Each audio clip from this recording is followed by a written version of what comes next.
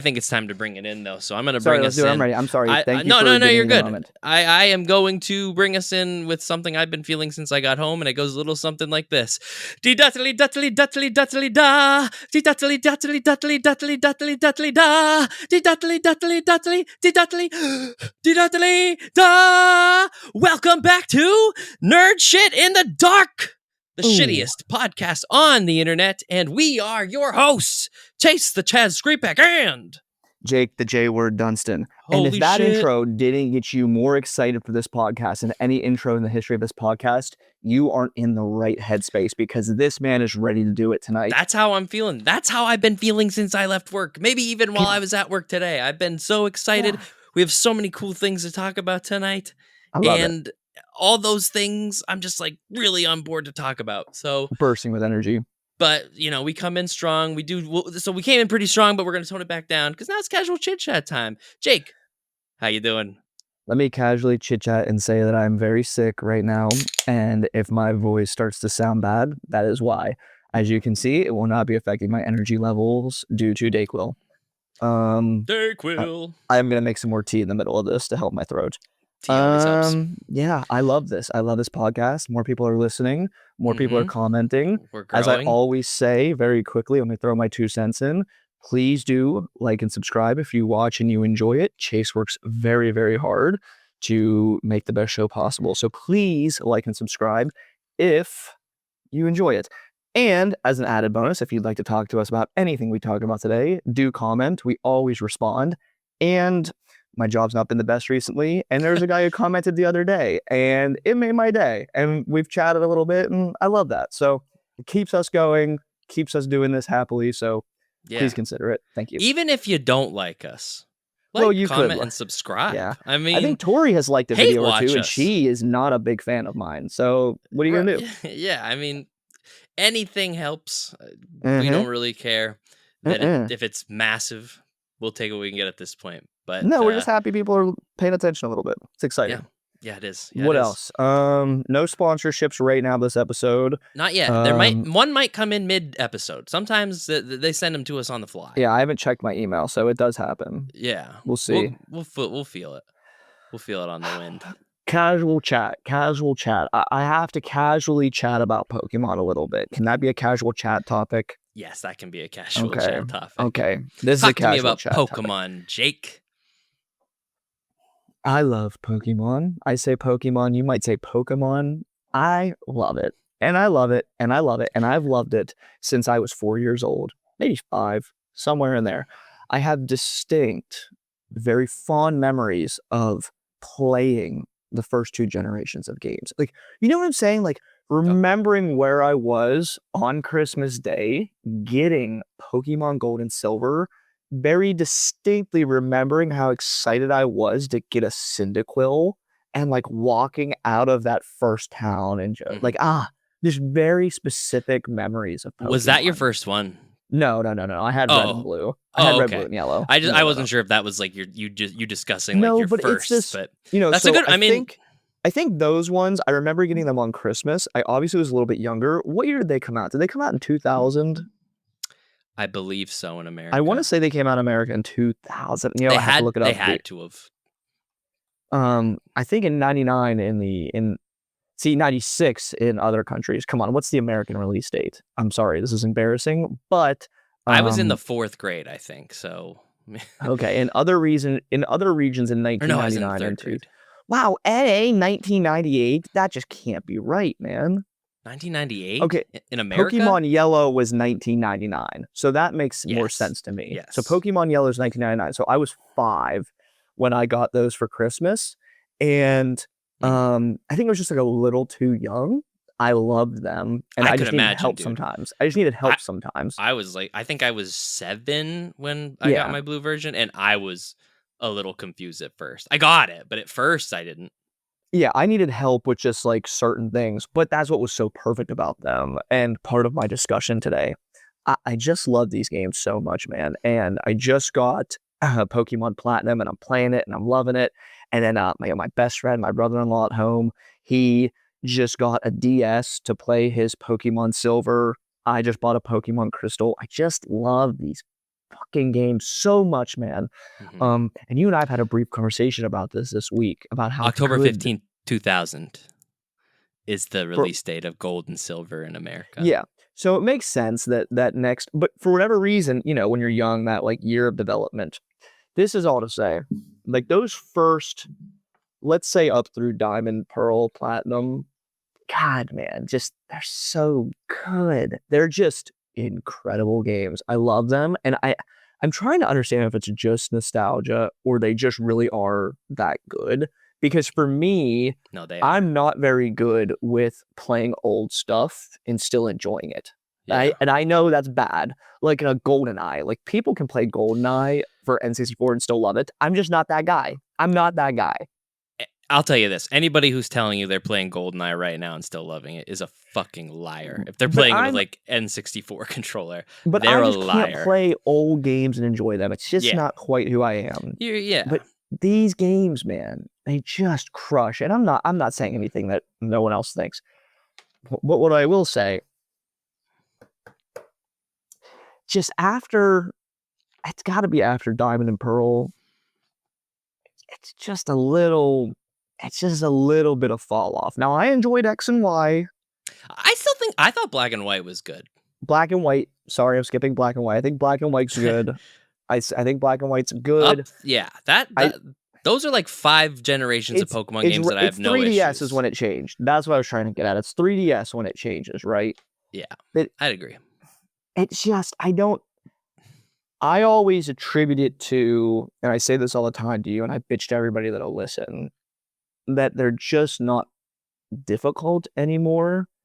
And the problem is, it's like, Jake, you're a 31-year-old lawyer. Is a kid's game really going to be difficult to you? I don't know, man. Like, I'm playing Platinum right now, Yeah. and at the very least, it's time consuming. Like, Ye- it's for it to not be hard, I have to train my Pokemon up. Like, I have to Yeah. work, Yeah. I agree. Yeah. And so maybe that's where it got lost when they added XP shares, so that I've talked to you about this already this week because I can't stop thinking about, like, We can rehash.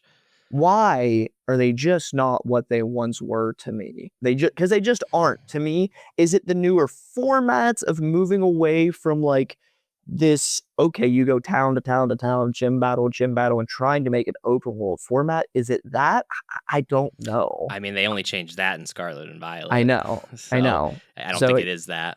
Here's the thing.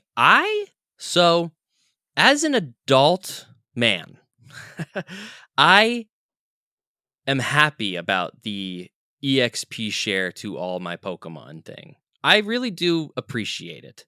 I celebrate it. Most JRPGs have that function for your party. Like, they will grow in levels. You don't have to use them all. Like, that's fine. I don't mind that. I preferred the old way. I got used to the old way, but I would never be like, bring back one Pokemon at a time now. Now that I've tasted the nectar. The problem is they didn't scale it. They didn't balance it. They made it easier for you to level up, but they didn't make the opponents any harder to deal with that, or to, like, in the other games you wanted to level up to beat the trainers. So you had to play, you had to switch around so you could fight the trainers, the gym leaders, the Elite Four, who actually fucking stood for something. Yeah, and were very difficult. Like, actually really fucking difficult. So, like, you make it easier for me to level up. I appreciate that. The grinding can get tedious, but now that that's easier, make those opponents just a little stronger, Or make the something. level requirements higher, right? Thought Like, make process. the Elite Four level 100 or level 90 or. Which, like, if you beat them so many times, there's always like the boost in level. They get a little more difficult. But the problem is the game shouldn't just feel hard at the Elite Four. The game should have felt difficult consistently throughout. I mean, Whitney in Gen 2 was, like, inconceivably difficult when I was a kid. Like, inconceivably. She's I legendary could not. to people. Yeah. So That fucker uses rollout. I just struggle that, like, the game just shouldn't. I don't know, man. Because there's, like, my problem is you might like there's no way my 9-year-old cousin would struggle with a modern Pokemon game. Like not a fucking chance. I don't You think know? anybody could. They hold your hand They're just so silly. heavily.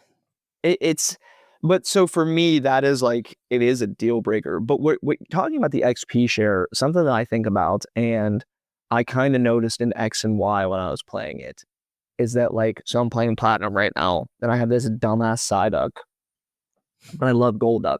Okay, I love Golduck. I don't know why, I just do. Not he's not in, like my top tiers, you know, but I like him. I always have. I don't want to use this Psyduck. He sucks ass. Okay, he's got Water Gun and Scratch. He Suck. sucks ass. Sucks Yeah. ass. Aye. But by being forced to battle with him, the Psyduck over and over and over again, even though I don't want to, you get some kind of attachment to it, you know? That's fair. And it's something that I really noticed in X and Y that I didn't have at all because I could, for the most part, just use like I'd use the 2 starters that you get in the game and Sure. EXP share all the way around and not even give a shit about who else I had in terms of training with them. Yeah. Because while it is a pain in the ass to do that grinding and it sucks, whatever, it also does build where you do care, you know, and it makes it harder to get rid of them. Like, you know, maybe I won't want to get rid of my Golduck when I can have a Gyarados, you know, because it's like, well, I grinded this Golduck. I kind of want That's it. fair. You build a And bond it's just with something this that thing. I think you lose in the modern games that I'd agree. That's why I try to still like move my Pokemon around. I know I don't have to, but I still will. Especially with Scarlet and Violet. That was the first game where I had 3 different parties that I consistently swap between. Most games I have like my main 6. I catch some things here and there. I make a couple changes, but I have a group that I stick with, and those are my guys. With Scarlet and Violet, for the very first time, I had 3 different groups, and moving around with those was really fun. But you don't have to. You could just have one Pokemon, shit stomp everything. I mean, hell, even in Scarlet and Violet, technically you don't even really have to get into a battle to gain experience and level up. ugh. Yeah, there's like you can hit LB and whatever your top Pokemon is like comes out of its Pokeball, and as long as like its type is and its level is better than the wild Pokemon, it'll just kill it, and your team gets like some experience. So That doesn't make me any happier. this is all to say we are very excited for Legends EA. Very excited. We Cannot are wait. very excited, but our excitement comes with some nerves and some what's the word I want? Mine comes with nerves that I'm being reserved in my excitement because I'm hopeful and but you've been hopeful, but I don't like to have to be hopeful because what I like is just to know that a company that has as much money as Nintendo, that has one of the largest IPs in the world, could put out a game that Pokemon deserves. I'm pretty certain the company, like the Game Freak, like the Pokemon franchise, has more money than Nintendo. Yeah. So, you know, when the release comes out, come check it out here. Come check out our thoughts on it. We're gonna try to play it rather quickly.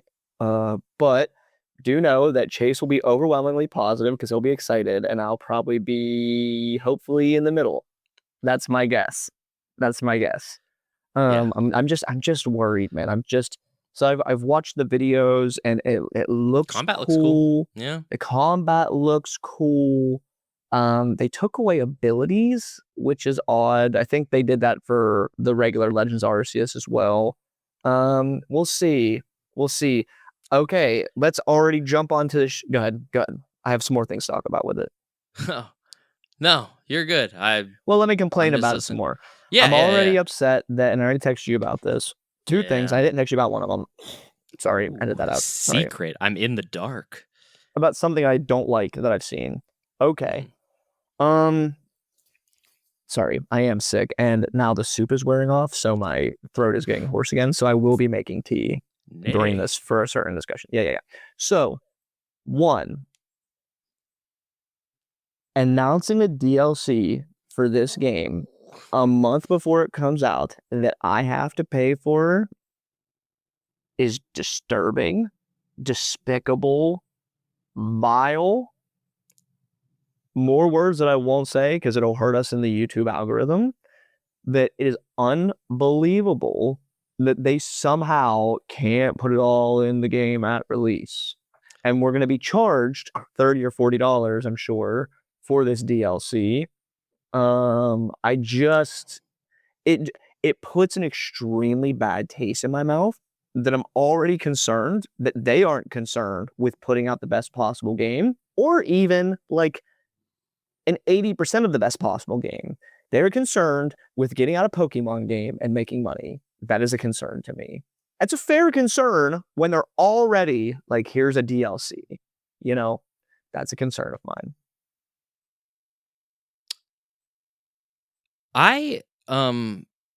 There are times in my life where things happen. I see them, and they usually come about when people that I think know what they're doing are in charge of these decisions.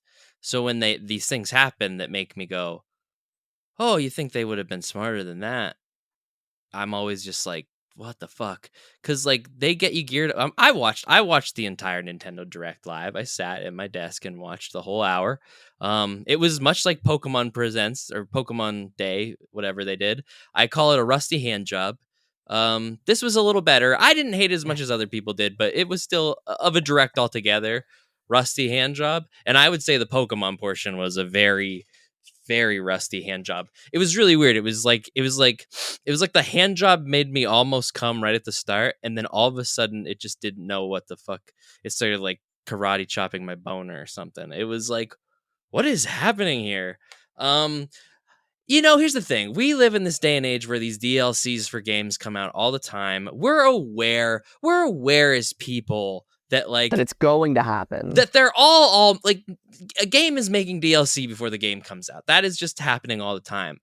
I have never seen a company announce it though. Like put a trailer out for the DLC. Like we're supposed to be excited before that we're the getting game comes fucked. out. We're getting fucked and we're supposed to be excited. And here's the thing. This is the only thing that I can get out of it, cuz if it's just like supposed to be like their idea of like a teaser trailer for a movie, like this is coming. Because really the trailer was nothing. It was 2 Raichus and them saying like, we are working on DLC. It could be a year before it actually comes out. Mm-hmm. It was just an odd choice. A Yeah. waste of a trailer. I'm telling you, dude, I was sitting there excited twice. They did it twice. Where I thought, oh, this is which I still would have thought was a bad idea. But I thought like, oh, they're going to announce Gen 11. Like it's going to be new Pokemon games. But then it was the trailer for, I think it went Legend CA trailer, and then it went that Ditto fucking game. Yeah. And then it went ZA's DLC, and I was just like, that's an odd choice to end on. I don't think the Pokemon people know how to handle things like that. But that's insane though, dude. And this is like my complaint that I just can't, for the life of me, I can't fathom how this is possible that in the mid-90s they could handle this shit. And when they had no fucking money, it's just like the proof that like smaller is better. That like when they had no money, they were just fucking crushing it. And now you're just like, what are you guys doing? Next complaint. I actually have an additional complaint that I just remembered. Chalk it Next on. complaint. Yep. Jake rants. Hold on, my brain is fried.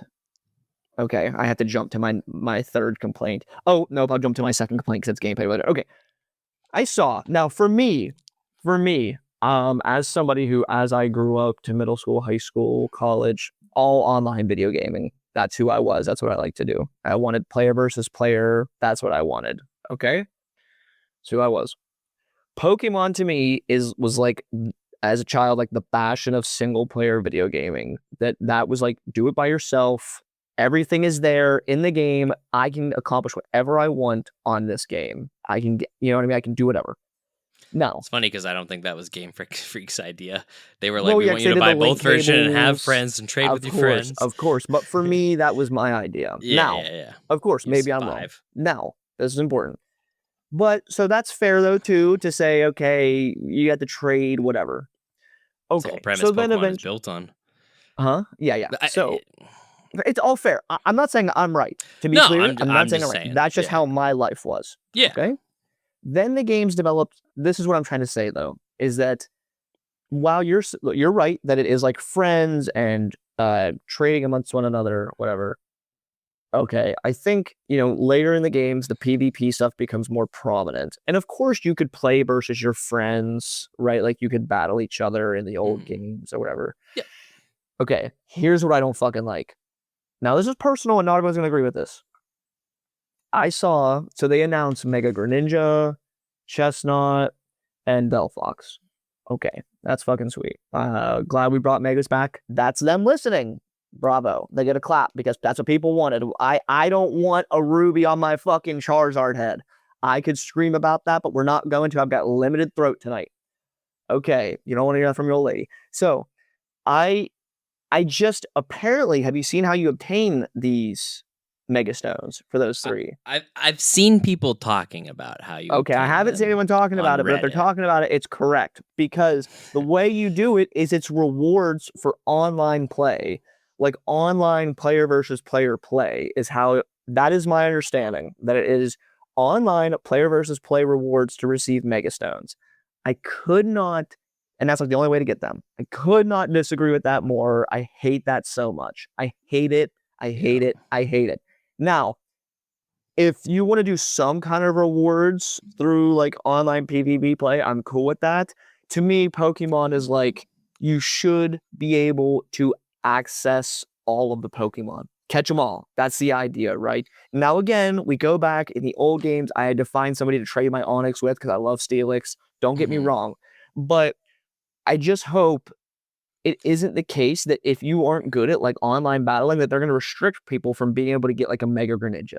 That would suck ass. That would suck ass. I imagine that it would be more like you just have to do it, and they'll, you know what I mean? Don't fucking force people to do it, Yeah. man. Give them the damn Pokemon. That's the idea of the game. Yeah. What are we doing? What are we doing? It's a very extreme form of like being only able to get certain items in Pokemon in certain versions, so you'd have to trade with friends to obtain things, but it's like on a much more like massive scale of like, no, the only way you'll get this item is if you do this But the specific item thing isn't that you just, might not it's want not to do. just like a quick claw, it's a Right, Mega Stone. Yeah. Right, it's a Mega Stone. That is, that is like, essentially the Mega Stone is a fourth evolution of a Pokemon that you're being locked out of unless you play a PvP way. And here's the problem with Pokemon literally digivolves. But then here's what's an extra problem with that is I think the reason they've done it is because someone like me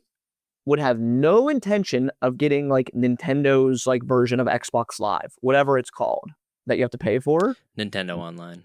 Zero chance I would ever pay for that shit. Zero. Guess what? Now I gotta. Now I fucking have to. You know what I mean? That's why they're doing it. And I'm fucking furious about it. I think it's just, again, disgusting, it is a great deal, though. And vile. What's the deal? It might be the best deal in gaming. I mean, just for Nintendo's online, I think for a year, just for their basic plan, I think it's only $20 a year. And then I have the premium that's $50. You see this? Yeah. That's how much I want to fucking pay to play my Pokemon game. Right there, dude. I'm playing a Pokemon game. We have to pay at least $70 for it. I'm playing a Pokemon game right now that I bought in 2000. Okay, I can do all this shit I want on it, and no extra money has been paid.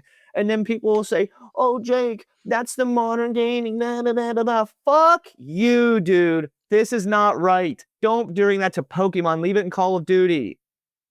That's all. With dumber things. And I will say this as well. Here's the best thing about this whole situation is those three's Megas. I'm not impressed. I don't care. Oh, buddy, we don't listen. Mega Greninja looks exactly the same. I don't want to talk Pokemon design because we could go all night. You and I harshly disagree on a lot of it. That's fair. I hate most modern Pokemon. I just Yeah. can't tell though if it's because of my age. I don't know. I think it I is. hate that. I just gotta get that. I hate that fucking duck and I hate that fucking crocodile. But I love my them both. last complaint about this, and then we'll move on. My last complaint about this Pokemon game. Okay, now me, I don't know Switch 2. Okay, so here I'm thinking about buying one. I got cash. I think about buying one. You You're not ready? gonna pay $20 to get the I'll buy the Mega Switch 2 to Stones, play it but you'll buy a because it's Switch too. principles. It's principles to money. It's principles. So Okay. I agree with I you. I just okay. Well, no, I got to be shut up. devil's advocate in Yeah, some yeah, yeah. fun Well, way. that devil's advocate is I got But, principles. but I One do gives agree me a with you. new console. One is saying, hey, this game is $70, but actually you have to pay $40 for the expansion and then $20 to play online to get all the stuff. So we're actually going to try, and then there'll be another expansion. So the game's going to be at $200. Now, this is important. So I go look and I'm like, okay, Switch 2, Switch 2.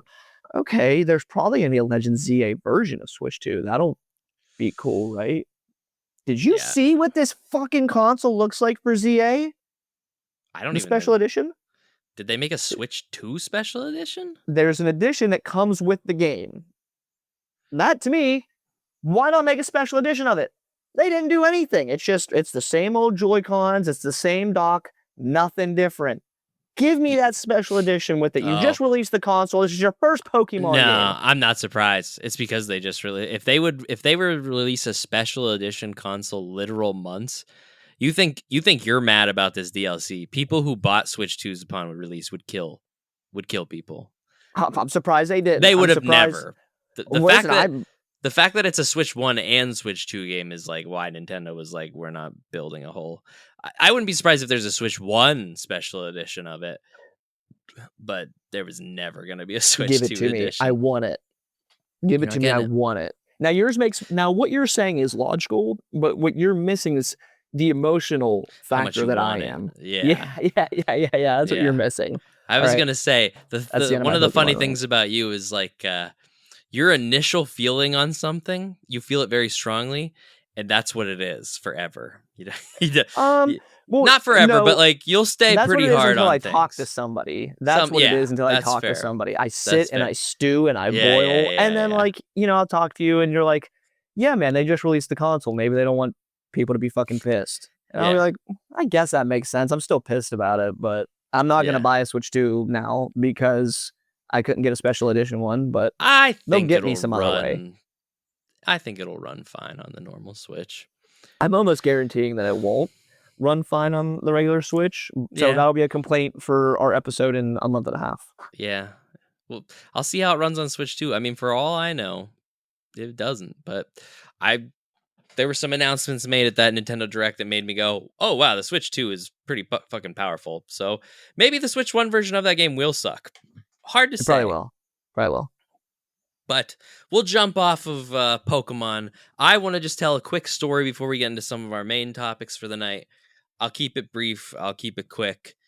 But Miranda and I went and saw the new Demon Slayer movie with a friend of the show, Kaiten, the Weasel Wiesner. And we went and saw it in IMAX, Demon Slayer Infinity Castle. And dude, I don't know if you know this. I've probably talked to you about it numerous times, so I'm going to talk about it again. I love Demon Slayer. I think Demon Slayer I love it. I love it, love it, love it. So in love with Demon Slayer. Seeing this movie in IMAX was everything my soul needed. It did everything I loved about Demon Slayer and then some, all in one 2.5 hour anime movie that was just fucking nonstop, but slowed down right when it needed to. This I don't know if this is the first time. I may have seen another anime movie or thing in IMAX, but this might be the first time I've seen an anime thing in IMAX. Anime was meant a good anime, solid action shonen battle anime is meant to be watched on the biggest screen possible with the loudest fucking speakers possible. I mean, dude, this movie was so good to me that behind us, sitting behind us in the theater, in the entire packed, it was sold out show at the Pittsburgh IMAX. And You we went to had Pittsburgh for it? Oh yeah, dude. Wow. Mm-hmm. I missed the It's the invite, closest but that's okay. IMAX. That's okay. I missed the invite.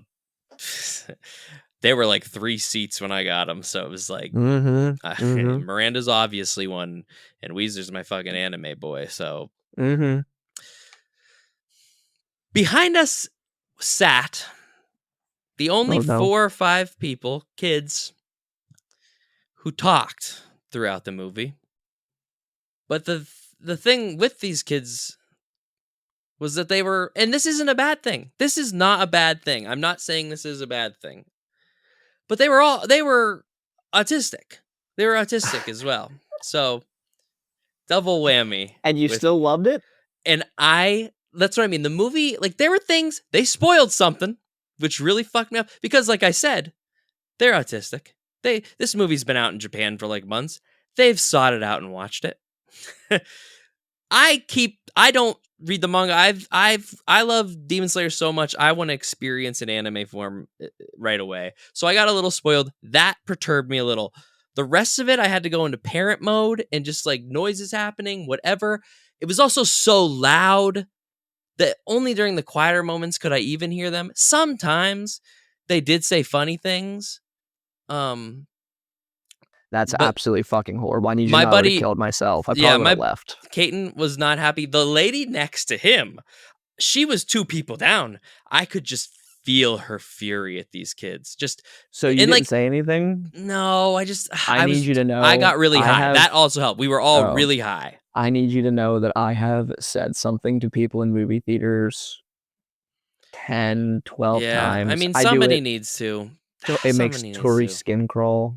Yeah. I don't know. I can't handle it.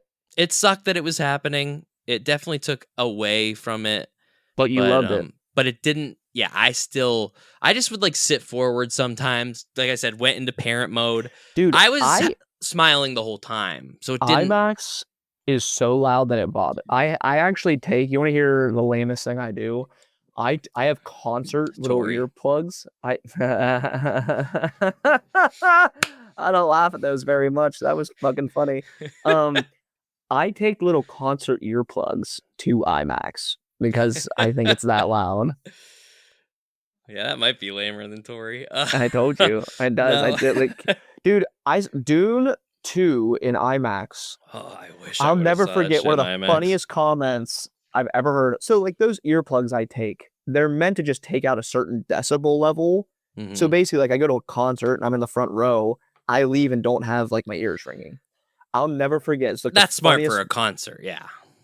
IMAX is live music is way louder. Dune 2 was louder than the fucking rock shows I go to. It was the loudest thing I've ever experienced. I'll never forget the funniest thing. This woman saw us laughing when she said this. It was this young woman, probably like 30 to 35. She was pregnant and went and saw Dune 2. And she looked at her boyfriend, fiance, husband, and she looked at him and said, I hope you're happy we went and saw this because your baby's deaf. And I thought that was the funniest thing I'd ever heard in my life. That I was like, yes, it is. Because the whole time you've been like, holy fuck. This is so goddamn loud. That's fair. She goes, your baby's deaf. And I was like, my baby's probably fucking deaf. And he went, you're right. What? I'm glad you liked it though, man. That rocks. Yeah, my friends went and saw it this weekend too. I mean, I immediately needed. I went also home went and saw. Did you see the midnight show? We saw it at like 6 o'clock, 6:30, the Friday night. Yeah, my friends went and saw it at midnight on Friday. I mean, oh, dude, I couldn't stop thinking about it. Like, it's just, I love, and I think a lot of people, like, you'll see people that hate on Demon Slayer online, and they're like people that like, they want like Attack on Titan quality fucking story in every anime they watch. And I'm like, though we are lucky to have stories that good, to me, anime, I don't love anime because of their stories, or especially battle shonen. Dragon Ball Z is not the most popular fucking anime in existence because of the story. It's because of what they do with it and the action and the animation. The people, Ufotable, the company that animates this, they were all put on this earth to make Japanese anime, because it's why I love Demon Slayer is because it took what I loved about anime my whole life and modernized it. Gave me the modern day version of that. It's what you want out of a Pokemon game is what I'm getting out of Demon Slayer anime. That The rocks. music is on point. The direction of choices they make in animation is on point. The animation itself is especially in this movie, astounding. There are background fights going on in this scene or in this movie that like are animated better than most just big fight scenes in anime. And they're just happening around in the background. I was blown away. I mean, it was hitting That's on awesome. all levels, dude. All levels. It had an emotional scene. My boy Zenitsu, he's my favorite character. He got his fight in this one. There's a 3 movie like to end the series, and Zenitsu's fight was in this one.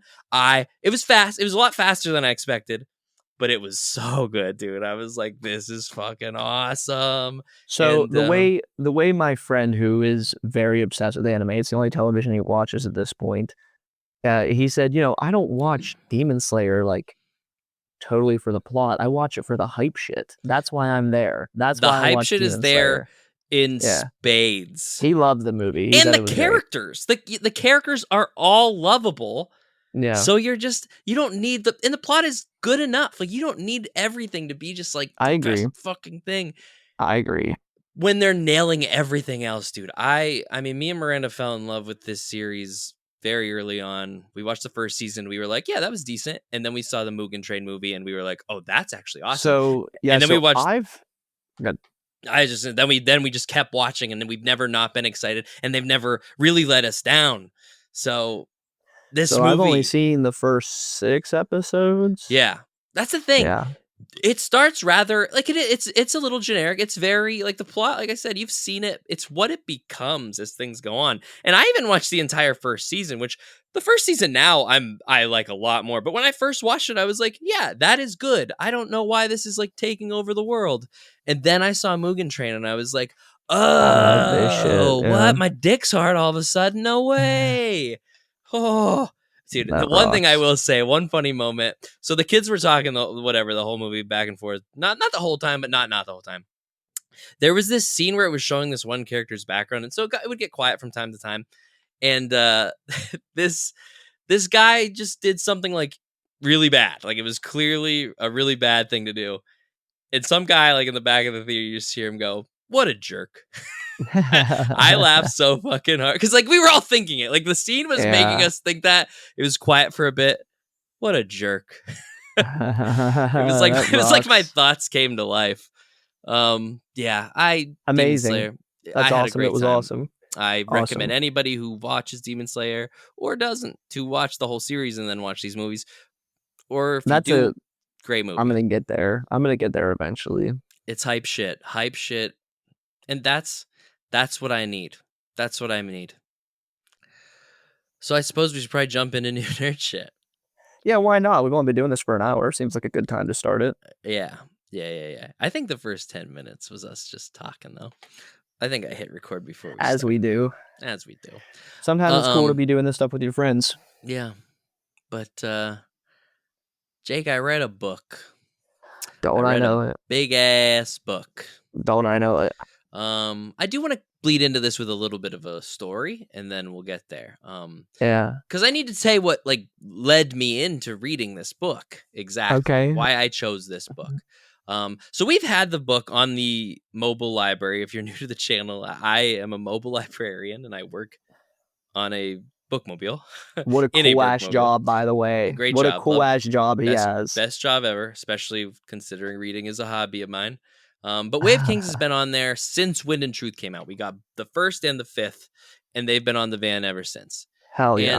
And I've been reading other things. I know it's there. It's 1,000 pages, so I'm like, I'm not ready to just dive right into that, but like, whatever.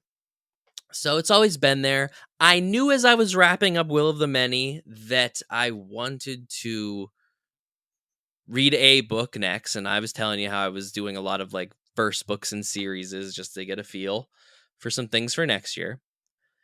And it was between Way of Kings and your dragon book, the Fire and Ash or Blood. Yeah. And I have the ebook of that. I just didn't. Okay. I didn't choose. I went on Goodreads. I saw Ryan what had the Cahill is who better. he's referring to. Great author. I saw that one reviewed much of better Fire and Blood than the other. I mean, what? Yeah. Go And on. so I finished Will of the Many. And here's the real kicker, man. I'm at this town called Carthus, Pennsylvania. It's not the best internet zone for my internet. So that was the day of Silksong's release, which things crashed a lot because everybody was going on at the same time to buy it to begin with. Then I was able to finally purchase it, and I had to wait. And I was a little scary at first. The download time was like 11 hours, but we got to a spot where I was able to get it down to 3 and something hours. I was like, okay, I will still have many hours of this day by the time it's done, but I need something to do while I wait. I had probably wrapped up Will of the Many 2 or 3 hours prior. So at the same time, I was like, should I start something heavy? And I finally was like, I gotta wait 3.5 hours. I plan to do nothing but play Silksong today, anyways. I'm gonna start this book. Did I say the book, Way of Kings? Did I say that? Mm-hmm. I You read Way of slipped it in Kings. there. Good. You didn't Okay. give it its due justice, but you slipped it in there. Yeah. The Way of Kings by one Brandon Sanderson. Yeah. Yep. This book has been on my radar for a very long time, and then it's been on like my I'm about to start it radar for about a year or so. And the moment just felt right, and I gotta tell you, man, I mean, I had a really good time reading that book. I had a really good time reading that book, and like most high fantasy, the beginning is a little like confusing at first as you're trying to like wrap your brain around everything. But I mean, once he does a really good job of getting that out of the way in like the first 100 pages, and then it's time to go, which I appreciate. I'm trying to say as much spoiler free shit as I can Yeah, before I've I got a get lot of into like spoiler free I can say. yeah. Dune, let me go for a second. Yeah. Dune brought me to reading Brandon Sanderson and the Way of Kings, made sure I'd never leave. It is one of my favorite books of all time, Yep. and I think it is one of the It's greatest pretty modern solid. books ever written. It is the perfect book for the everyday reader, right? It is the perfect book for somebody, maybe not how about the Maybe everyday not man, not the everyday reader. Sorry. I mean like the everyday man. That somebody who maybe they're not sure if this is what they want to do, if they love reading or not. His books, man, these Mistborn and they are so easy to read to me. They're so fun to read for me. Some people would say they're slow burn. I don't quite feel that way. I think they're very action packed. I think they're very fast paced, and the payoff on every book is so unbelievably worth it. I just can't recommend. I don't know. What do you say? What do you say about a book? I mean, everybody agrees, right? Goodreads, it's very, very, very highly rated. It is just a modern masterpiece. I love it. You'd have to be pretty nitpicky to find a lot of flaws in this book, or just not be like somebody who likes this kind of shit. Listen, I could find some flaws, but sure, but I would be nitpicky. It's fun. The book is fun, emotional, inspired. Like there are points in this book where I was like vibrating with excitement, and within 100 pages, maybe less, I was crying. That's a good fucking book. I don't care there's no nitpick to that. That's a beautiful book. That's a good book, man. It is. I can't say enough. For me, it's one of my favorite books of all time. The series for a while is in my top favorite series of all time. It's just a great fucking book. It's a great book, and I think it's for everybody. I think everybody would enjoy this book. One of my favorite things about it is you don't feel its length. I mean, dude, I don't read a lot of books that are 1,000 pages. It's an excellent compliment that you're giving, and I couldn't agree more. Yeah, I feel that way. The first 3 of these books are all like that. You know, I love Wheel of Time, but even those you'll feel it. aren't as like if Robert Jordan wrote an 1,001 paged book, I'd be like, this is gonna kill. Like his 600, 700 word books feel bigger than this 1,000 page book. So, one of the slight nitpicks that people have about Brandon are the prose isn't that good. And In these first three, I can't disagree enough. I was gonna because say for me, I disagree with it's all that entirely. perspective. Sure. It's all perspective. It's what are you trying to get out of the book? Yeah. And for me, for a commercial success that everybody is going to love, Mhm. they're easy to read with good ideas, great characters that pull emotions out of you. That's a great fucking writer, man. That's a great writer. Well, let's So, and like you said, it's so true, man. I can't, that is a very important point. People will look at this book and say they can't read it because Yeah. it's so big. It's You do daunting. not feel it. The margins are, you know, like tight. I've got a couple copies. Here's a copy. I mean, Here's a copy. This is the one that you look at and you're like, that's a chunky book. that's the It's version I so read. big that for the That leather version there bound, is what they're we like, have. we have to split it into two. It's the Titanic movie VHS set of books. Yeah. Yeah. I will let you know that when I reread this, I went back. I reread this in 2 days. You The said second you time I said read that. it. That's crazy. No. The second book I read in 2 days the first time. On reread of this one, knowing what happens, I still read it in 2 days.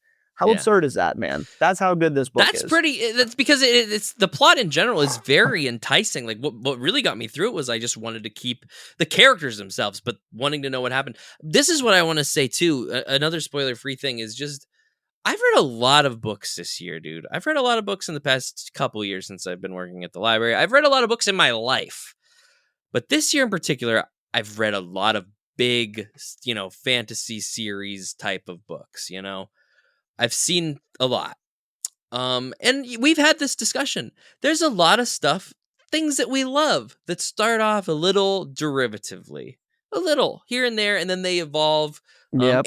Aragon was big. The Aragon series, the first Wheel of two Time. books are solidly derivative things, but they branch out around third or fourth and become their own thing. And a lot of these series do that. Wheel of Time for sure.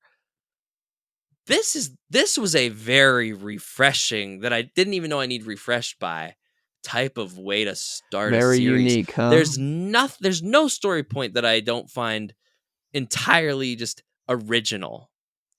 Following Kaladin is a slave bridgeman.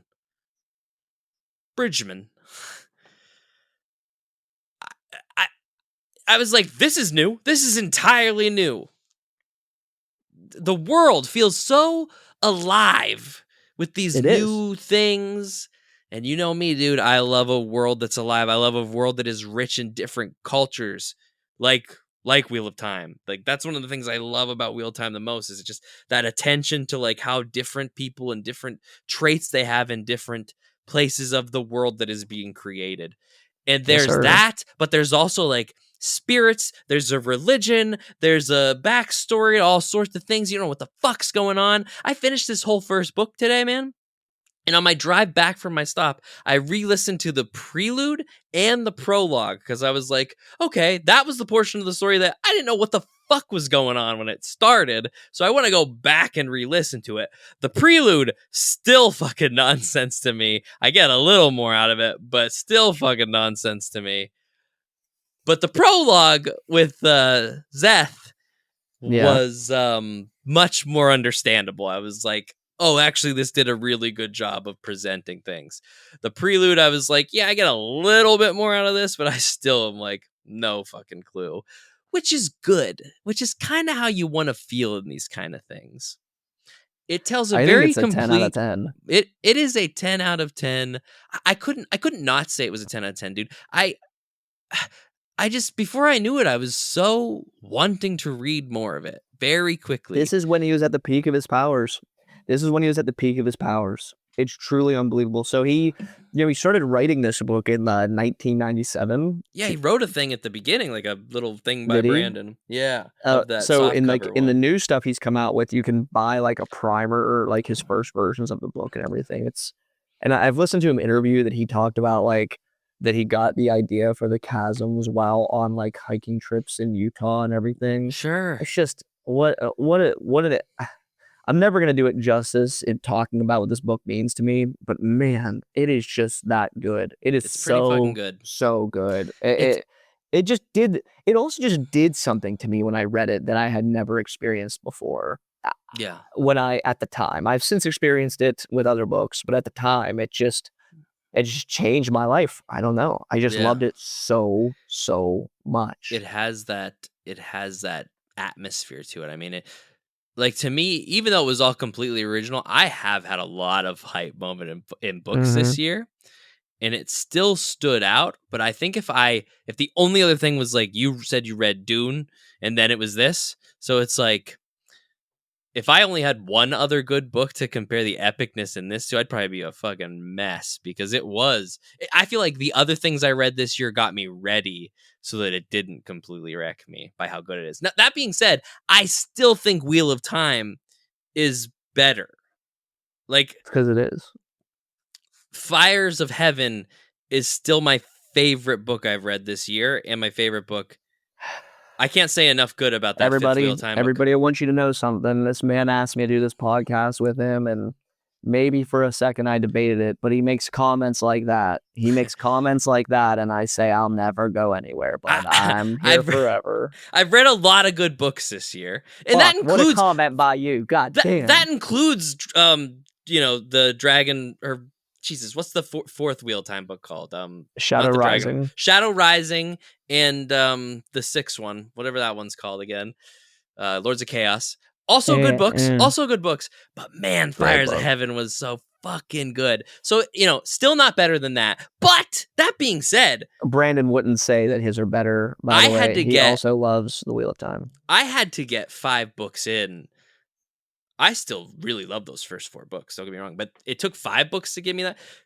This first book, dude, was so good that I was like, ooh, that What gets if I close. what if I told you the second one's better? And what if I told you for a lot of people the third one's better? I know, it's mind-blowing though, dude. It's so fucking good. It makes me excited. Well, here's the thing too. As in love with Wheel of Time as I am, I bought them all digitally because they were on like a cool sale. But I don't own any of them. I haven't bought them. I'm kind of waiting for those special editions. I was halfway through Way of Kings. I mean, I bought Words of Radiance. What a fucking book you hold in your hands, my friend. And Oathbringer. I bought them both because I was what like, books you hold in your we hands? we have it. I don't think we had the second one, but we had the third one. But I was like, I don't care. I want these books. They're fucking awesome. And if the second one's that good, I'm starting it tomorrow, dude. I'm starting it. I didn't think I was gonna. And then I finished this book today and I was like, okay, yeah, I guess I gotta know what the fuck else is gonna happen with all this shit. There's so many things that happen in just the last bit. That's the thing. This book tells this crazy awesome story for the whole book and like touches upon like the lore of some things. And then right in the last like 50 pages, it's like, here's some fucking info dumps on you. Read the sequel, bitch. God damn, what a book. What a book, what a book, what a book. Yeah, it's a 10 out of 10 for me. I know that's dramatic, but it is. I love it. I love it so much. Let's talk about the book spoilers. Itself. Jake, give the outline plot. Say the plot of this book, and then we're gonna dive into some scenes. Let me have some tea. My throat is bugging the shit out of me. Shrink that tea, boy. Okay. We're following 3 different characters. I think that's fair to say. 4, I don't know. 3 more that I or think less. Are very important. 3 that are very important in this book. Dalinar, Shallan, and Kaladin. As Chase already mentioned, Kaladin is a bridgeman. A bridgeman is a slave whose job it is to carry the bridges over very large chasms, however you want to say it, as humans are fighting a war against this species, this alien-like species that's also on this planet named Roshar. And Kaladin and all of the other the Parshendi. They're fighting this war against them, and at first you don't really know why, but say that for later. Kaladin and his groups are all slaves, and many of them die repeatedly. People die very constantly during these bridge runs. But Kaladin's a fucking hero. Kaladin, from the beginning of the book, is kind of seeing this little spirit floating around him that are called Spren. And Spren, they're like common in the world. But Spren are common in this world. There are Wind Spren and Fire Spren, and they're just like, little mindless fairy-like creatures. They're mindless. They're mindless. Except for Kaladin Spren. Yeah. Silfrena. Yeah. That sets the backdrop for Kaladin. Shalon is Salam. trying to become a scholar, is a scholar, and is going to learn from Josna Colin, the world's leading scholar. Maybe that's how we'd say what she is. I She's don't a know. heretic. She's a heretic because she does not believe in the Vorin religion. Man, what? I used to be really smart. The Almighty. I was like a great lawyer at one Yeah. point, and now my head is filled with like the Vorin religion out of nowhere. And without going too far into spoiling and talking about what she's doing, you learn that Josna's family had what is called a soul caster. And a soul caster has gems on it. It goes around your hand. And with it, you're able to do the transform items in the world. So armies use it to make shelter and make food. You can make metals out of it. You learn that her family had one and it broke. So she has come to Josna with the intention of stealing Josna's soulcaster, as these are very rare items. Okay. That sets our scene for her. Valinor Colin is the shit, and he is the dead king's brother, and he is having this role of helping his nephew become the new king. And throughout the beginning of the book and for a while, he is having visions that he's not understanding during, like, think about how much stuff I'm putting in here, like about the world And itself. holding back. He's having visions about during these high storms. And a high storm is a storm that sweeps the whole earth on a set number of days. I don't remember exactly how it works, but everybody's afraid of them because they destroy everything and they tear things down. Big Whatever. ass storms. Big ass storms. And during these, he's having these visions where he's seeing the past or the future. You're not sure exactly what's happening at first.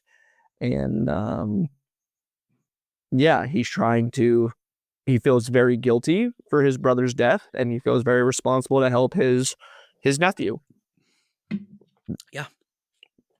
Oh, and he used to be an absolute demon and murder everybody. Right, he's like the war. craziest He's the warfare Blackthorn. man He of used to all kill time. everybody. Yeah. Yeah. Yeah. But you don't see it like from you're meeting this guy as he's Uncle Iroh, like in Avatar, but not like when Uncle Iroh was General Iroh. Like you're meeting him at like when he's really the best version of himself. Well stated. Thank you. He gave me a lot of those vibes. I'm telling you, dude, there are no characters in this book I don't like, but Dalinar Kholin is a fucking G unit. Who's your favorite? Is it Dalinar or Kaladin? You fall into one or two. I don't know, dude. I don't know. You fall into one or the other. Can I tell you? The whole book, it was probably Kaladin. That ending scene with the I know, last let's not do it yet. We'll talk about it. We'll talk about that scene specifically. It's probably him I right just now. want you to know, mine first read was Kaladin, second read was Dalinar. No doubt. So I don't know what that means. That's a beautiful thing. I mean, that just means you like where this guy keeps going enough that like Dalinar's the shit. Yeah. Yeah. How do we continue? How do we continue without just telling everything that happens in the book? I think at this point, shitters, if you don't watch it, get out of here. Or you didn't read it, get out of here, because I would like to remind people, if you're here, it's a little later and I should have mentioned this. If we hit 100 subscribers, I will be giving this book away to one subscriber. So if you don't, that'd be nice if you want to get involved in that. I'll pay for the shipping. I'm paying for everything. I'm giving this book away. So anyway, you wouldn't be let down. Into spoilers of this book, every character fucking rocks. Yeah. No. Okay. And at first you're not sure. Like that's the thing. They really let you get to know these people so well. Ruh-roh. Yeah. Yes. I don't know. And you just can't, even when they fuck up, even when you're worried that things might go a certain way, they always give you a reason more to love them more. Let's just talk certain scenes, because I don't know how else to really do this. Not in any middle of the book scenes. Any book scenes. I'll even say this. The opening scene, the transition from you're on the battlefield of some sort of skirmish with what Kaladin is doing before all this really starts getting to the story. And you're like, oh, this guy's like amazing. Like there's this epic battle going on. Oh my God, there's a shard bearer. We've kind of heard about them a little bit at this point in this book. And then it just cuts to a chapter 8 months later and he's a slave. And you're like, what the fuck happened? And it slowly reveals like just that event. Like it takes a How pretty good is long that time in scene? the book until you Catches find the out what fucking- happened there. Catches the spearhead. It Come was on, intense. man. And that's what I mean. Like I was hit with like this epic thing. And out of nowhere, he was a slave, and I was like, "What happened?" I told you 7 months ago, this guy's the best battle scene writer How to are ever we live. here? Yeah, I told you 7 months ago, and he is. The battle scenes are pretty good. The action and fight scenes, I can see the them. best I to can ever see live. them all in the Told mind. you. I agree. I agree. I mean, I thought it a bit when I read Mistborn, but I will say I was not let down by any of the battle scenes. I really paid attention for battle scenes. And that's how he pops this thing off, because that's really the first chapter. Like, there's a prelude and a prologue, but like the first chapter is that. And then, what a way to draw you in, chapter by the way. 2, we've been a slave for 8 months. You're like, is Chen alive? Is that other guy alive? Oh no, they're both dead.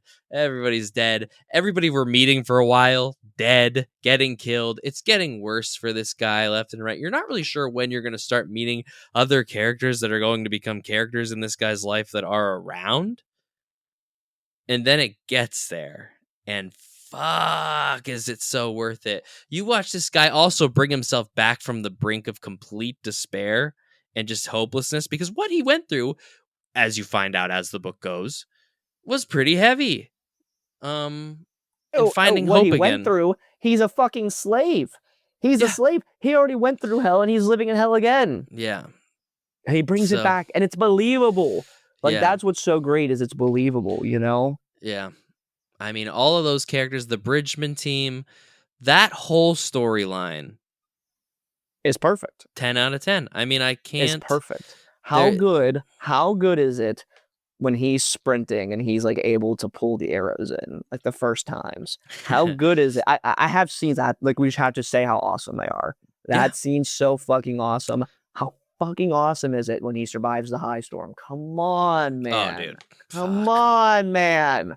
Very awesome. Kaladin's storm blessed, people. Very much so. Very much so. Because you're not really sure. The book is not really you're like, is there something special about this guy? I think that's fair. I think that's a part of it being great, is that I wasn't completely convinced he's going to survive everything. Yeah. Yeah. So, I mean,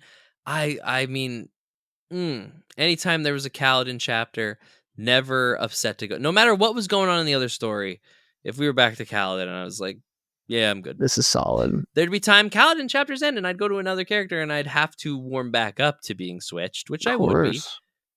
But I was upset. So I don't know. Once I really started following the Dalinar story, because the Dalinar story only starts in part 2. So you've read about 200 pages of this book before you even meet Dalinar and his sons Adolin. And all of another lovely character. I love Adolin. Love him so much. And so I'm already into this book. The Shallan stuff is interesting. It gets more interesting as it goes. Because it takes a while before you find out. Moment in the series for me. That she's trying to steal the thing from Jasnah. Mm-hmm. Yeah, the Soulcaster. Yeah. So when that happened, I was like, oh, that's pretty cool. And then we lost her for a whole part. But the Dalinar stuff became so good. And I'm telling you, man, you're only like 2 or 3 chapters into knowing these characters. You're not super clear on them yet. When the scene comes where they have to fight the crevasse beat, what the fuck are they called? The chasm fiend. Chasm fiends, thank you. Sorry. Yeah. The chasm fiend thing, the hunt that goes awry. I was fucking locked into that chapter, dude. Yeah, thrilled. And that's not super far into the book. So the fact that I was like, and I didn't know these guys super well, but right after that, I was like, I feel like I fucking know these guys. I bled with these guys. Like these guys are legit.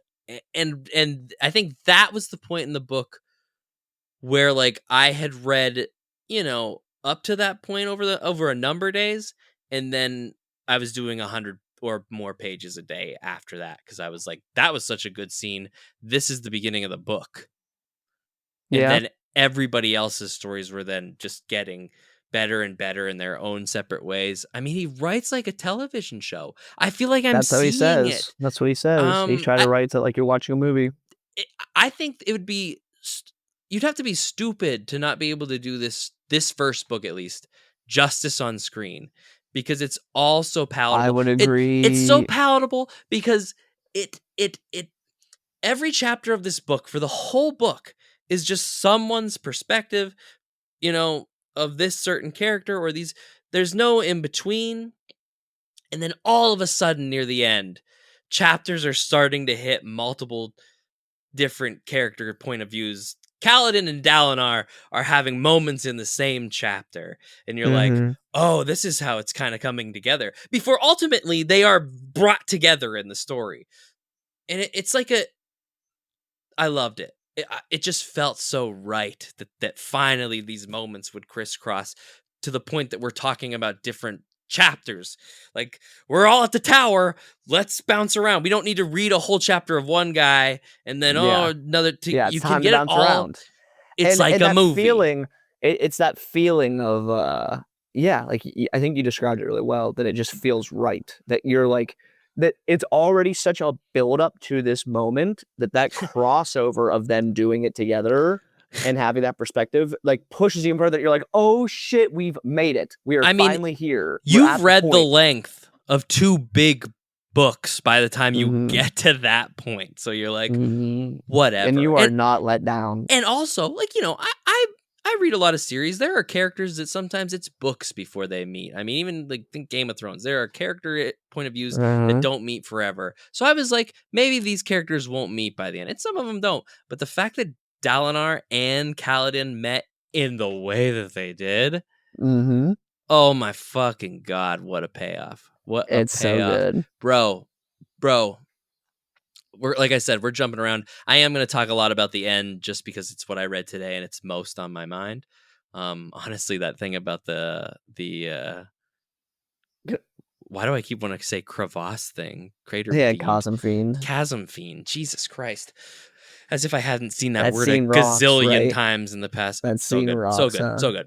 But Well, can I jump to another middle scene really quickly that I really yes, enjoy? That is like yes, very Dalinar. absolutely, So absolutely. Dalinar, just really quick, Dalinar begins courting his dead brother's ex-wife. Okay. Dead brother's And wife, widow. yeah. Sorry, his widow. But Dalinar at this point is really into the codes, the He's Alethi so noble. military, He's so and honorable. so noble, and he Think feels it's so Samwise wrong. Gamgee, but He mighty. It's like he's so Samwise Gamgee and noble. Aragorn had sex. He's so noble, and he wants to follow these codes, so he knows it's wrong, but he wants to do it. But it's in a very in a very emotional way. It's not sexual. You know what I mean? It's very pure. You know what I mean? And he's loved her since they were kids, and she's the one pushing the relationship. And he's fighting about it. He doesn't know what to do because he's trying to counsel his nephew, who is the son of the woman. And meanwhile, there's conspiracy going on where Elhokar, who is Dalinar's nephew, The is current king. the current king, believes that someone is trying to murder him, and there's reasons behind that, and he believes that it's Dalinar. And finally, this all comes to a head where he keeps accusing Dalinar, he's trying to kill him, and there's all this going on, where Dalinar kicks in Elhokar's door, busts it down, and Yo, storms in yo. there. That's the end of the book. That's not a middle scene. That That's the end? happened. Yeah, that happened today. That happened after the thing that almost made me cry. All right, well, this is at the end, at the very end, at This the is the very end end of the of his book. storyline, I thought basically. that was in the middle. No. It's like the Well, end of part 4 before part we've all 5, but part said that 5 is we only are like 50 spoiling pages. at the Yes. end of the book. Yeah. Yeah, Dalinar's final moment of completion, I guess. I thought that happened in the middle. That is My bad. a It cool has been a scene year though. since I've read it. Yeah, Yeah, it's like the he last busts thing he down the door does. and grabs Elhokar and tells him, Just "Look, beats the buddy, fuck out of him. I didn't know what was going on. I was like, yeah, you think it's what happening. happening because here? you're not exactly sure. And Dalinar has this amazing moment right before this where he seems like the perfect man, but you can't believe he's this perfect. Right. You're right. That's what it is. You can't believe he's this we perfect. will talk about that scene. So, of course, that's the best moment of the book. So I apologize for skipping it. But you can't believe he's this perfect. So you think he's about to show you how imperfect he is, and you think he's going to go kill the king. But Which really, doesn't what he make does, sense. So you're just like, what is happening? but really, what he does is slap him around and lets him know, Elhokar, if I wanted to kill you, you'd be dead. You would I be could dead. kill you I just about fucking whenever killed I you. want. I could kill you whenever I want. I was so into So that chapter, let's bro. calm down and let's start working together. And Mhm. oh, by the way, I fucking your mom. am fucking your mom. I am That is fucking your happening. mom, So and you're we're gonna just gonna have get to over live that. with that. We're gonna have to work Oh, through I know. this. It was such a like that chapter ended. Sorry. I didn't know that was at the very end. I forgot. Yeah, that's it's been a while. it's like the end of that chunk of the you're story. right. It's been a while since I've read it. But what because it's the exact scene after the he confronts the Sadeas. best scene. And so you're like, what is going? Like, how could this be good? Like he didn't. Yeah. He should have did this to Sadeas. Why is he doing this? Yeah. So good. I mean, he basically is like, yo, daddy wasn't here to be your daddy. I'm your daddy. Okay. Because let's I'm jump fucking back. Your mom. Yep. Let's jump back. Let's jump Two back. best scenes. Okay. Two best scenes. Mm-hmm. Kaladin saves a noble, and he doesn't really like the nobility, and he doesn't like the rich, but Dalinar Kholon's different, and Kaladin's different. Yeah. And he jumps in and he saves him. Oh my god, how good is it, man? What I loved about that scene in particular, so like you understand the magic system at this point. You've seen it. The book begins showing you a guy who's like a master of it, using it, and then you slowly watch Kaladin kind of become a Jedi. Like he's getting the abilities throughout the book. And there's all these little talks. The like we said before, the world is rich. You're learning about the gems. You're learning about the stormlight in the gems. Yada yada yada. There's talk of these Parshendi and how in their beard they have these gems. The gems are mentioned a lot, but they're also just part of like the background. They're important, but they're part of the background. When the payoff, it wasn't just that he was going in to save the day. It was the fact that he was going in to save the day. And I was like, where is he going to get some special power from? And he absorbed it from the gems those motherfuckers were wearing. I was like, that's amazing. And it's like it's his Super Saiyan moment. You know what I mean? It's also entwined with like he's going to use his powers right now to the best that we've seen them yet. You're finding out also in that moment, like fucking Sill's like, I'm actually not a wind spren, I'm a fucking magic superpower spren. And you're like, whatever. Yeah. And he like knows words that have always been in his soul, and it's fucking awesome. And he just slams down, and the bridge crew's like, we got this fucking bridge up and we got to fight too. And it's written so well, dude. It's written so well. He cocks off to Dalinar's men, being like, we gotta go. You guys need direction. Yeah. And then he saves Dalinar. I mean, and you're seeing, I mean, this is the moment where worlds are colliding. You're seeing our main characters meet, and they like each other. They all like each other a lot to some extent. And it's just so good. And it's such an amazing scene. And that was one of the chapters where it was like Dalinar was fighting the shard bearer, and then Kaladin came in to save him. And then they charged, they got the fuck back. And Kaladin's still like, I don't know about like they say this is where his faults will come, and he's still just like, I am so glad you guys came. You're so emotional by that point in the book too. You're so emotional because like Sadeas, what a emotional player. I thought his scene where he announced Dalinar being not guilty was such a G moment, and just seeing them friends, I was so happy about that. How good is that? But I was so hurt when the betrayal happened. And now I'm like, yeah, fuck that guy. And Dalinar's just like, I'm going to you guys are mine. I'm not fucking letting him touch you ever again, I swear. And Kaladin's still like, I don't know. Sure, okay, buddy. Sure, I love okay, people buddy. like finding faith. I love people realizing they have a Samwise Gamgee air gun sex But I monster. was 100% convinced that they were going back to being bridgemen at that point because I was like, I was thinking, I'm like, Sadius is not gonna just let them go. And he Um, wasn't. He and he wasn't. wasn't, and he Because wasn't. Dalinar does. Okay, this is where my little story has to come in.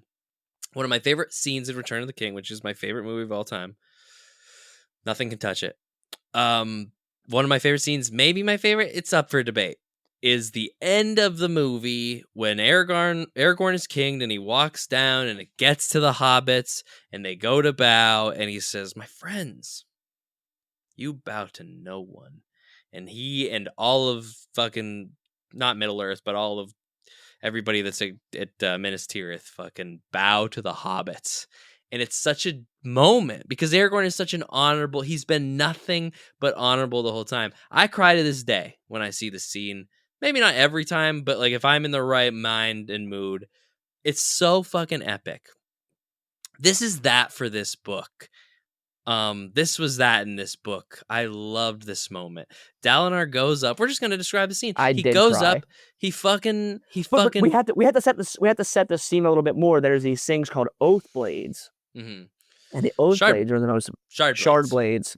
They're the most valuable thing in this world because there's not very many of them, No, and you can't lose them. And they there's kill more than you'd anything they think, though. touch. They kill There's everything actually like they hundreds of touch. them. Yeah, They kill everything they touch, and they kill the they soul say of everything. they They say touch. the value of them is worth a kingdom, one shard blade, and Mm-hmm. Dalinar has one, but Sadius doesn't, and he's always wanted He's one. always wanted one. He's Always wanted one, always but wanted one. you can Has only never get been able one to obtain by one. killing a shard bearer, by killing Mm-hmm. someone who has the sword. Yep. Go on, my friend. And he didn't. And he he's been can't. promised it. There's a lot of talk of like getting new, like they're obtain. They make it sound like they're legendary, but they're also obtainable things. But Sadius just can't get one. And so Dalinar basically has this little conversation with Sadius, just with them, and then finally with everybody. He's like, "I'm these bridgemen, all your bridgemen, they're coming with me, or we're gonna fucking do that. We're gonna go do-si-do." And Because Sadius Kaladin is, saves him. yeah, he's like, "This is my boy. I gave him my word. My word is fucking law. I'm taking them." And he's just not budging. Sadius is not. He's offering payment. He's not taking anything. And you're just like, what is gonna happen? I was never worried. I was just like, what is he going to do?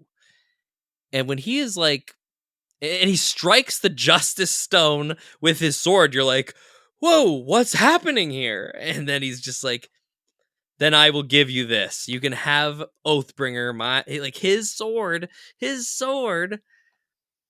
Oh, dude. Chills. I have To chills. You to just talking take about it. and like you're also seeing Kaladin's of just being like, holy fucked Holy by this shit. guy. Yeah. Yeah, I teared up. I felt it. And I immediately was like, this is the you bow to no one scene of this. And I was like, that is fucking noble as all hell. Because he doesn't care about the shard blade. He doesn't care about these things that everybody gives a shit about. And that's when he storms into the king's office, is like, Yeah, you're a my bitch, bad. I'm fucking your mom, and you're gonna put me in charge of all of these motherfuckers Yeah. tomorrow. You're like, Yeah. fuck, dude. He has Because no something doubts. because Dalinar knows something bigger You is love these happening. characters so much throughout this whole first book. And it's such just like, by the end of the book, everybody is just like who we wanted them to become, and now we get to go on the journey from this point on. Like we've seen Kaladin start to develop a bit, but we've seen Dalinar go, I have no more doubts. I have no more doubts in myself and my feelings and who I am. This is who I am. This is what we're doing. And now I'm like, take me there, Dalinar. Show me what gets you on the cover of the 5th book. I need to know, Dalinar. Fuck. And that's just, and like, even like we've barely touched on the Shallan stuff. All great. It's not her All book. great. That it's not her book, but also that's where like the lore, Second book's her book. you find out about the Parshendi through her perspective at the end of the book, being like related to the Voidbringers, and it's like, oh my god. Like there's so many things that happened at the end that you're just like, oh fuck, like I need to start this second book tomorrow. I was already gonna, but like now the last 50 pages made me go, oh, I absolutely have to, because even though I feel like I understand quite a bit, there's a lot I don't, and I would like to learn more. I don't know what else to say because I'm doing a very poor job at just like explaining why this is my favorite. This is one of my favorite books of all time. Yeah. I just want to look at the rating of the 5th book sometime later. What is the rating on Goodreads? Okay, I've looked. What is it? 4.38. Oh, that's not bad. A lot of people sucking them off for no good reason. The good reason being this book is so goddamn incredible. I'm excited. I'm still like, I know that I probably won't like that last book, but I'm still No, going dude, along don't the let journey. that change anything. These first 3 books are literally just fuck. They're so good. And that's enough for me. If this was only one book, I'm beyond satisfied. Yeah, But I I'm think the glad I second can one's carry better, on. and some people prefer the third to the second one. Yeah. And I think the second one's better. I'm excited to start it. So think of the name of the 3rd book. Do you know what it is? Oathbringer. Yeah, you just used that. What's that all about? Oathbringer. I mean, Why would Oathbringer be the name of the 3rd book? That's Dalinar's old fucking sword, so Yeah, I guess we'll find out. dude. Yeah, it is, I like dude. books named after swords. Brissinger was my favorite of the Airgun books. Yeah. I love a good sword title. Yeah, no, 10 out of 10 book. I would recommend it to everybody. I'm trying to give it away to people. I'm trying to give it away to people. Telling people to read subscribers, it. you could win this book and have just a great time reading it. And probably know my mailing address as well. Yeah. So, yeah, 10 out of 10. Everybody should read it. If you skipped forward to this point, you didn't want to be spoiled, read it. And if you did read it, comment and talk to us about it, because I've left out a lot. There's a lot to talk about. There's a lot to talk about. It's 1,000 pages. It's hard to cover it all in 30 minutes. We'd almost have to do a separate just talk about that series. Yeah. Maybe we will. Maybe I read further. Maybe I feel like the second book, if it's as good, you've called it a 15 out of 10. That might get its own video. That might be something on the YouTube channel. A highest rated book on Goodreads. The second book. That's insane. Well, yeah, I'll be starting it. Any book ever written. Podcast. It's the highest written. It's the highest rated one. Huh? I said I'll be starting it after I finish editing this podcast tomorrow. Yeah. Tomorrow. Great, man. I'm gonna sleep. I'm glad on this you liked great it. Story. I'm glad you liked it. I loved it. I can see why it was close second. Just from the first book, I can see why it's close second. It was close second to your favorite series after Wheel of Time, but they didn't. I just love the Wheel of Time. Oh, I just love the Wheel of Time so much. Maybe there's hope for the future. Maybe by the time the 5 after this come out, you'll look at the whole series and it'll be better.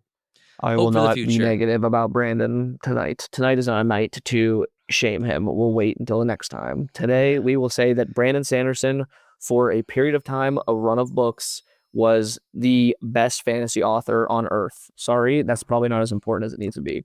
But for a period of time, he was the best fantasy author in the world.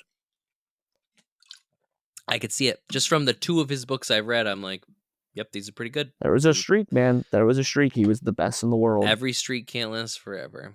That's why, I think I'm a little more forgiving of how bad this 5th book might be that you've told me is. You're not. Because you haven't read it yet. I know that there will be more. Yeah, that. We're not going to talk about that tonight, though. Not tonight, though. Okay. Tonight, we're just going to celebrate that Brandon Sanderson, one of the best ever. Yes. Now we'll move on. Talk to me about your other stuff. No. Let's talk Fallout first. Are you sure? I will end on because I feel like shit, and we only have 15 minutes. Yeah, we have a little more than that. Okay. Let's talk Fallout. Okay, I watched Fallout this last week, people don't know me, but if you did know me, you would know that me watching something in a week is very surprising. It takes me a long time to watch shows. Not Fallout. Why? Because Fallout fucking rocks. Really good. Really, really good. Really, really good. There was only one episode that I wasn't a huge fan of at times. And there were 8 episodes sorry, my cat just scared the shit out of me. That there were 8 episodes that I loved dearly, and I'm very invested in the show. And numerous times I Googled while watching, when does the second season release? Because it is that good. December. What? Yeah, it comes out in December. Oh, let's go, dude. Yeah, That dude, you picked a good rocks. time to start. You haven't had I to wait at loved it, all. man. I think it's so good. I love Walton Goggins. We will be covering The it main woman on is this show. from Yellow Jackets. There's the Hmm. guy from Ender's Game. Just a good show. It's a good story. It's relatively well acted. It's not perfect. It's not a perfect show. It's a really damn good show. It's not a perfect show. It's a really damn good show. I have Sure. my complaints, but man, did I love this show. I was Yeah. super invested. I didn't look at my phone at all while watching it. No. No, you That's shouldn't. a big compliment for me. Hmm. Hmm. Um, yeah, After Tori like loved you it. might look at your phone in the first episode because you don't know how you feel about the show I yet. like the first episode a Oh, lot. I love the first episode, but I'm just saying the general viewer might be on their phone. After that episode, you're not on your phone ever again. Yeah, You're like, oh, yeah, I'm that's locked fair. in. Yeah, I don't have the most to say about it. I didn't watch it in a way that like I took notes or anything. I just really enjoyed it. Hmm. I think it's great. I love the music. I think the music is very Dune like. And Hmm. I love Dune. And it's just very good. It's good. This is why getting a good director is so important because a director really does make or break whatever they're working on. And eh, I mean, the people running this show and putting it together, they are running on all cylinders on every scene. Like, Executive produced by Christopher Nolan's brother is pretty right. damn good. What I loved about the show, well, actually, I'll go into this. When it came out, when it first dropped, they dropped every episode on the same day. And at that point in time, we'd already had reached where that wasn't normal anymore. So when that happened, you kind of lost faith. It was a video game adaptation. So it's like No. sometimes those are good, sometimes they're not. I went into this like very like for weeks knowing that it was coming out like, it probably isn't going to be good. And then the reviews came out and I was shocked to see how good they were.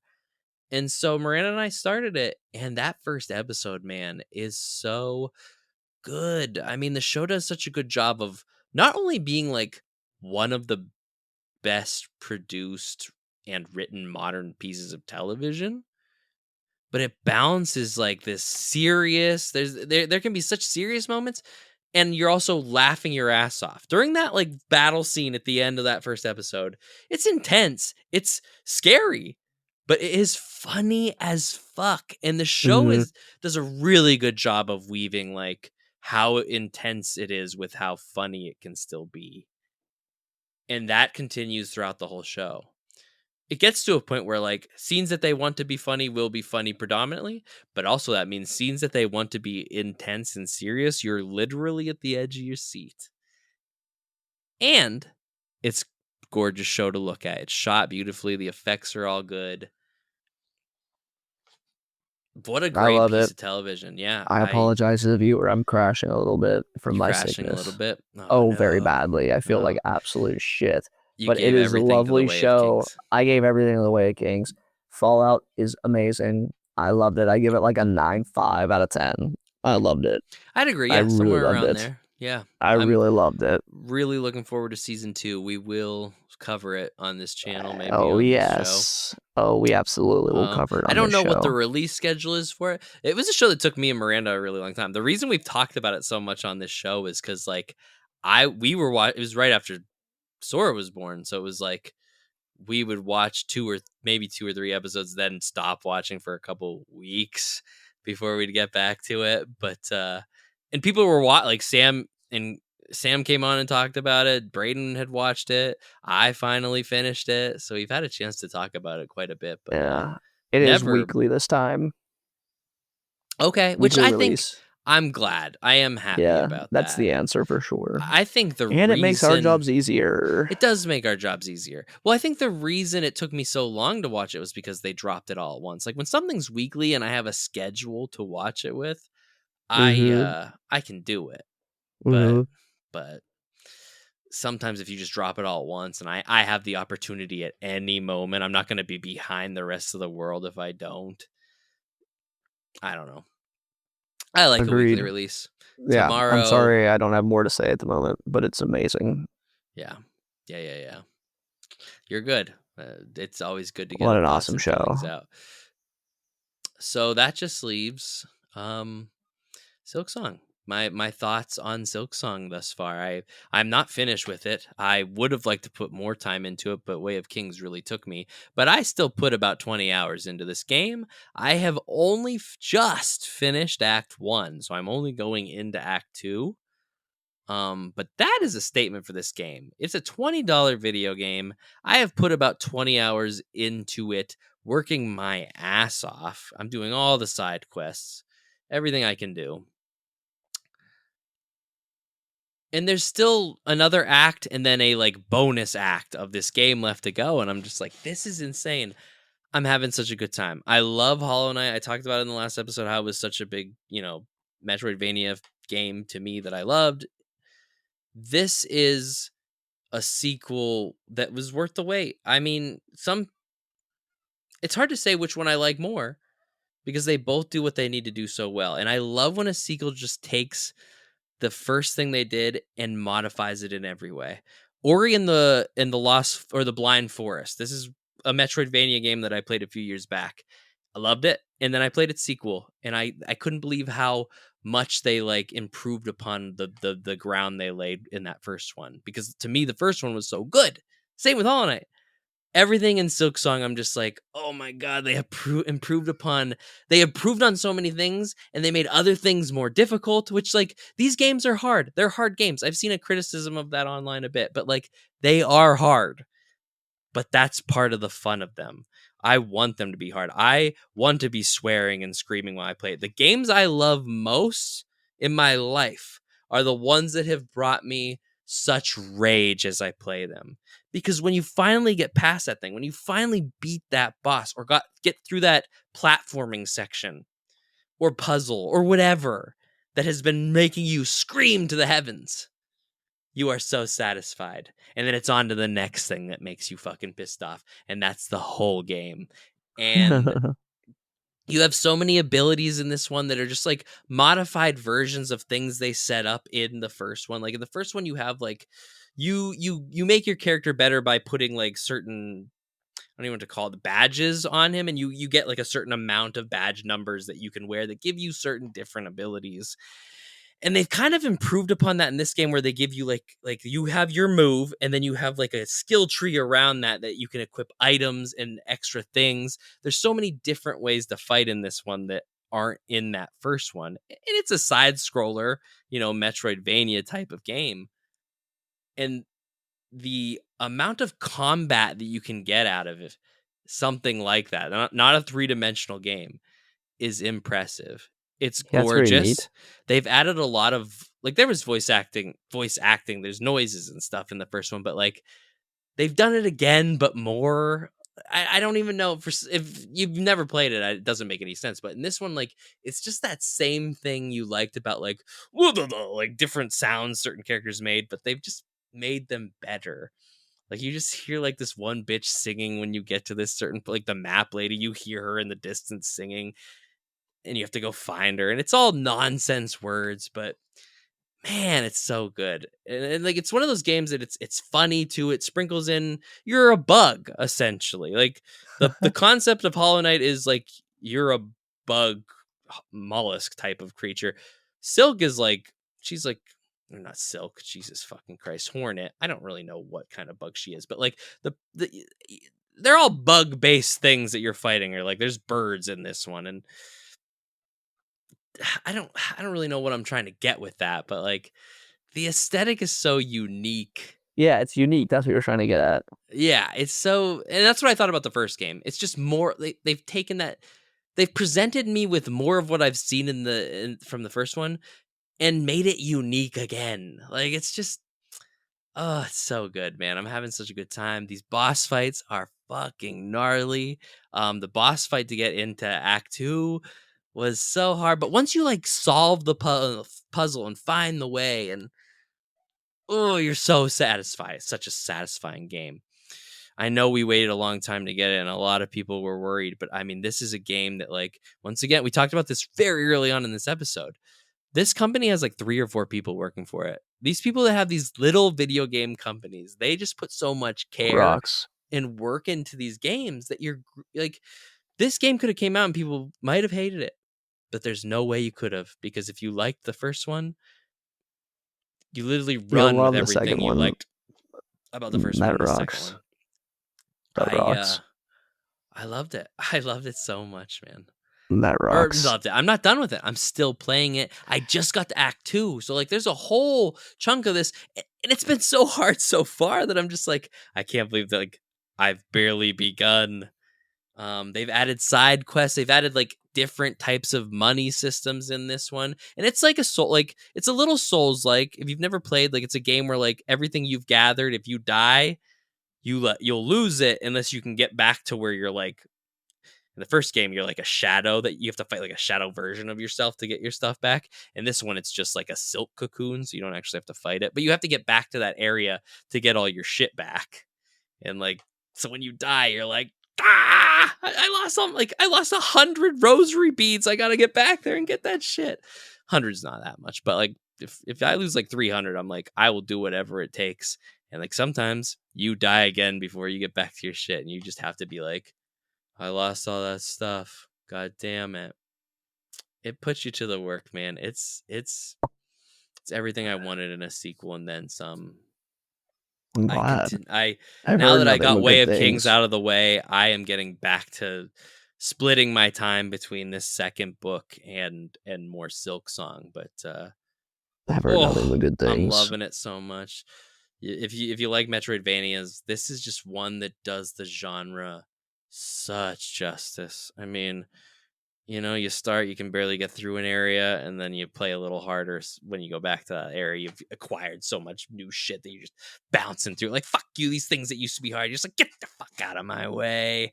I'm trying to get from point A to point fucking B here. And I'm telling you, I've been mad. I'm telling you, I've had to close the van doors because I start shouting a little. There's some bullshit. There's lots of bullshit, but that's why I'm here for it. That's why I'm playing it, dude. That's what I Yeah. waited for. That's what I loved about the first one. Yeah. Mm, Good. Sometimes when you make a game or a series or anything, and then you make a sequel where there's like a female character, sometimes that female character version game is the better one. People can Yeah. bitch all they want. Hey, listen, I like Avatar: The Last Airbender more than anything. Korra, like there are books of Korra that are better than Avatar: The Last Airbender. I'm not. That's divisive, but sometimes a girl character thing comes in, and you're just like, "Ooh, This works. this works so well." It has Yeah. nothing to do with that, but people bitch, whine, and complain, and I just want to say, a good game, a good show, a good story is good no matter what the gender of the Irrelevant. character is. Yeah. Yeah, Yeah. yeah. I'm glad it rocks though. I'm loving it, dude. I'm sorry I don't have more to contribute. No, you're good. I mean, this is one of those things I recommend, if you get any time in the future, play Hollow Knight. It starts a little slow. That's the thing. Silksong almost starts in a way like, oh, you played Hollow Knight? We're not putting any fucking training wheels on you. Get going. Actually, get better even. Hollow Knight Yeah. starts slow, but once you like figure out what you're doing, I've called it this before. I'll always stand by it. They are the Skyrim of Metroidvania type of games. There's just so much to explore, and in a lot of ways, it's up to you. And Silksong is, I mean, to me, I'm only halfway through the game. 10 out of 10. I know it's going to be hard. I know there's going to be more things that are going to piss me off. I might not even beat it because it might get so hard. There are things that have happened in this first half that I'm like, how could it get harder than this? Jesus Christ. But I'm here for it. I'm ready for it. I'm glad it came out for $20. This is a game that they could have charged $70 for easily, but they didn't. Yeah. Yeah. Good. Yeah. And yeah. That's really all I have to say without going into too much about it. I could go much more. I think it's an absolute win for Team Cherry and the Hollow Knight series. Metroidvania fans everywhere. We're eating good. And that's all I got to say about this episode. I'm sorry. I'm actually dead. I feel horrible. I could tell. Yeah, it's really gotcha. That's Oh, okay. I feel horrible. My throat is like swelling shut. Like worse and worse and worse. We're good. I mean, honestly, I can't believe we got through everything. We You didn't gotta start say Greatest this. Breaking I was Game. very impressive for a while. You We can do were. that any week though. I saw exactly when you shut down, but It's getting very bad. I'm getting Yeah. much worse. Yeah, I can't swallow. That's why I keep ducking my head because I'm spitting into tissues because I can't swallow. hey, you had it when you needed it, and that's what's most I important. know. I'm sorry. I'm You're sorry. good. Let's All right. close this Let's thing wrap out. so I can go get some Theraflu. Absolutely, you should. Absolutely, you should. Yes, sir. Yeah. Things to look forward to. I will say, like, sometimes we like to leave people in the dark, but I think we can talk about some of the things. We will be. Marina and I are gonna watch Great British Baking Show, and we are gonna cover that in the next episode that you're on. Which we'll get into whenever that may be. Mhm. Might be able to squeeze in some like break for you. I'm good. I I plan on love doing starting this. Pokemon Y tomorrow as well, so I'll be working my way through that for something to Nice. talk about later on in the Pokemon Nice. realm. And yeah, I'm reading Sun Eater book 2. you're reading Sunday. Yeah, we have YouTube videos planned. We have to figure out what we're gonna talk about in the next Pokemon's coming 1 month episodes from in day of general. recording. Yeah. It's a Yeah, big I will one. be playing the Digimon Time Stranger game, so probably the Mhm. day Pokemon comes out, you'll get a Digimon review, and then maybe a couple weeks after 2 weeks Pokemon later, comes you'll out, get a Pokemon you'll get review. a Pokemon. You'll at least get our thoughts on it. That'll give us enough. The good thing about that is it gives us enough time to really put time and Yeah, get I'm our gonna thoughts in crush about it. through it. It's my You are. plan. You are. It's my All plan. right. Well, Jake, what do you Love got to you, say to the brother. shitters before we shit off? I love you, brother. I love this podcast. I love anybody that takes the time to listen to us. I've asked it already. Please do like and subscribe on YouTube specifically if you're on there. That's what I check, and I really appreciate it. But on all platforms, do feel free. What? That's what I like. My throat's killing me. I'm very sorry. This Chase guy's works dying very on hard on camera. this. Chase works very hard on this, so that little bit of support keeps him going, and I like it too. So thank you. Please do like, comment, and subscribe. We love this. Thank you. That is the show then. So, shitters, as always, good night. Sleep tight. Do not let the shitbugs bite. And as Jake has already said, we love you. God bless. But we don't believe in God.